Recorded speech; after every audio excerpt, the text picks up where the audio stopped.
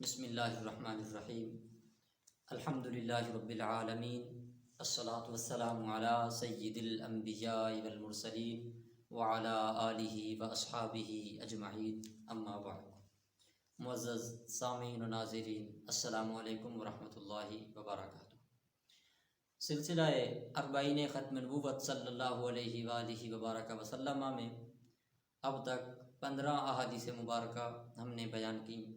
آج انشاءاللہ العزیز 16ویں حدیث پاک ہم پڑھیں گے، اور آج کی اس حدیث پاک کو صحابی رسول حضرت ابو قتیلہ رضی اللہ تعالیٰ عنہ نے روایت فرمایا، اور امام طبرانی نے اس کو المعجم الکبیر کے اندر لکھا۔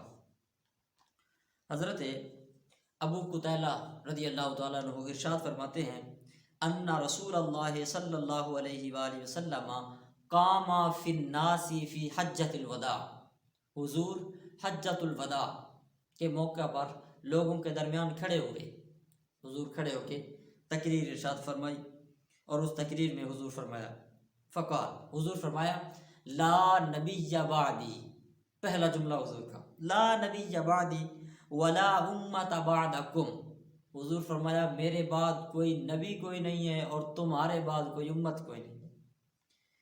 فاعبدوا ربکم، اب حضور قیامت تک آنے والی اپنی امت کے ساتھ اپنا وہ شفقت اور محبت والا جو تعلق ہے حضور کا، اس کی وجہ سے حضور قیامت تک آنے والی امت کو ایک درس دے رہے ہیں اور مشعل راہ بیان فرما رہے ہیں کہ میری امت میرے بعد اس ظاہری دنیا سے میرے پردہ فرما جانے کے بعد بھی میرے ان احکامات پہ عمل کرتے رہنا، تم کامیاب رہو گے۔ حضور نے یہ جنت کا ایک رستہ بتایا۔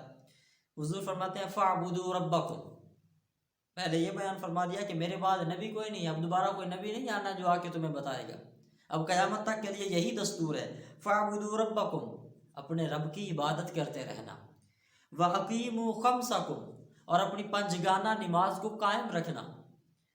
وصوموا شہرکم، اور اپنے مہینے یعنی ماہ رمضان، رمضان شریف کے روزے رکھتے رہنا۔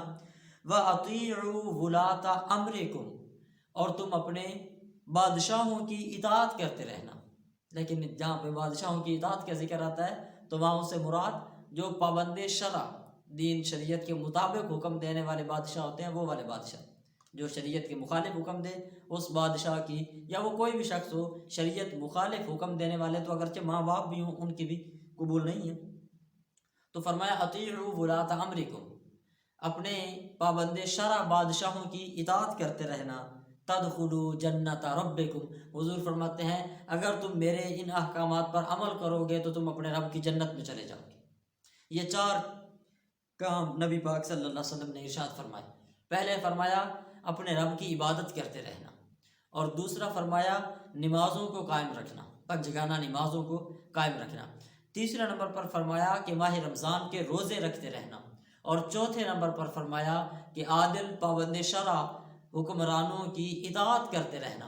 حضور فرماتے ہیں ان کاموں پہ چلتے رہنا، تدخلوا جنت ربکم، تم اپنے رب کی جنت میں پہنچ جاؤ گے۔